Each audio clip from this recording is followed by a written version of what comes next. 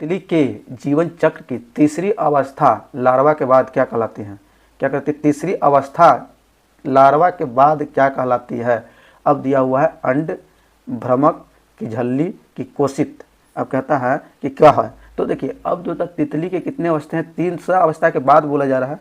अब तीसरा अवस्था के बाद बोला जा रहा है, इसका मतलब कि तितली में जीवन चक्र जो होता है कितने अवस्था में होते हैं, कितने अवस्था में होते हैं, तो एक कन्फर्म हो गए हैं 4। क्यों? क्योंकि 3 के बाद बोला जा रहा है तो 4 है। तो 4 क्या है, तो सबसे पहला में जो होता है, जो पहला जो चरण जो होता है, पहला चरण में क्या होता है, अंडा बनता है। क्या बनता है? पहला चरण में अंडा बनता है। दूसरा जो चरण है, दूसरा चरण में आपका क्या बनेगा, लार्वा बनेगा। क्या बनेगा? लार्वा बनेगा। और तीसरा जो चरण है, तीसरा चरण जो है आपका क्या बनेगा, आपका प्यूपा बनेगा। क्या बनेगा? प्यूपा बनेगा। क्या बनेगा? प्यूपा।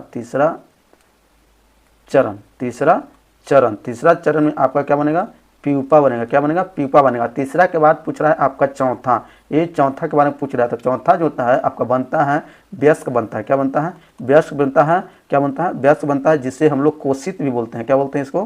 कोशित भी बोलते हैं। क्या बोलते हैं? कोशित बोलते हैं। इसी को हम लोग वयस्क को ही कोशित बोलेंगे। तो तीसरा के बाद जो चौथा अवस्था जो होता है, लास्ट जो अवस्था होती है वो कोशित अवस्था होता है, वयस्क अवस्था होता है। इसलिए इसका राइट आंसर हो जाएगा ऑप्शन नंबर डी।